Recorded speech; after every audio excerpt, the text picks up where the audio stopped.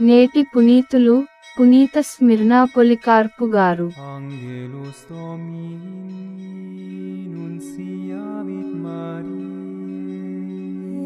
దుష్టుడు తన పాపముల నుండి వైదొలగినేని అతడు బ్రతుకును. శుక్రవారం, ఫిబ్రవరి 23, 2024. మొదటి పఠనం యెహెజ్కేలు గ్రంథము 18వ అధ్యాయం 21 నుండి 28 వచనాలు.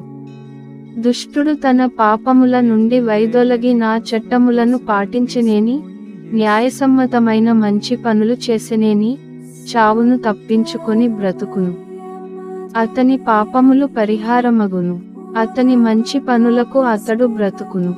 దుర్మార్గుడు చనిపోవుట వలన నాకు సంతోషము కలుగునా, అతడు తన పాపము నుండి వైదొలగుట వలన కాదా అని యావే ప్రభువు నుడువుచున్నాడు. కాగా సజ్జనుడు తన సత్కార్యముల నుండి వైదొలగి దుష్కార్యములకు పాల్పడి, దుష్టులు చేయు హేయమైన కార్యములు చేసనేని, బ్రతుకునా? అతడు బ్రతకడు, అతని సత్కార్యములు లెక్కకురావు. అతని ద్రోహములకు, పాపములకు అతడు చచ్చితీరును.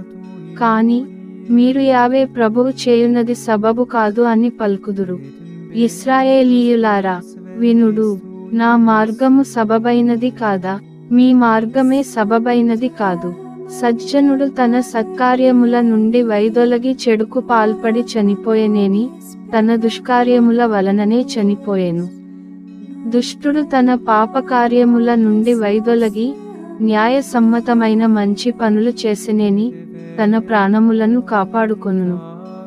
అతడు తన తప్పులను తెలిసికొని తన పాపముల నుండి వైదొలగెను గనుక చావు తప్పి బ్రతుకును. ఇది ప్రభువు వాక్కు.